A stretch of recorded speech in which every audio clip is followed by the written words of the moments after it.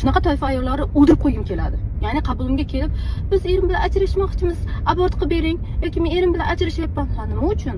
Uradimi? Yo'q. Bolalaringiz xo'rlaydimi? Yo'q. Boqmaydimi? Yo'q, pul beradi, boqqan ha nima? Birov bilan yozishayotgan ko'rib qoldim, birov bilan gaplashayotgan ko'rib qoldim. Nima sen ering bilan ajrashib, ertaga o'ynashingni xotini bilan gaplashib o'tirganini ko'rib o'tirasanmi tomosha qilib?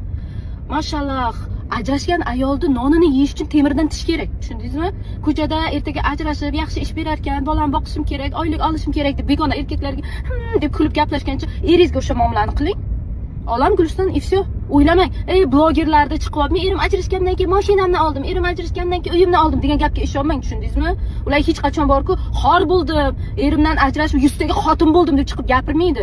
Eriga ham qasd qilib, boshqa qilib o'zlaricha borku, he deb chiqib hammani aldab, o'zini ham aldab yashayveradi. Yoki ana yerda ajrashib olib, bitta erkakdan deb pul olayotganini ko'rib havas qilmang, tushundingizmi? Unaqa ayol bo'lish uchun borku, matonati tosh bo'lishingiz kerak, tushundingizmi? O'zingizcha men ajrashib yo'limga to'g'ri bo'lsam, muomalamni nima qilsa, tupurib qo'ygani bor boshqalar. Sizning yo'lingizga to'g'ri bo'lgani ham, muomalangiz to'g'ri qilgani ham, tushundingizmi? Shuning uchun borku, kutti qilsang, oilani saqlang-ku, ajrashaver demasdan borib borku, eringizga yaxshi gapni gapirib, oilangizni saqlang.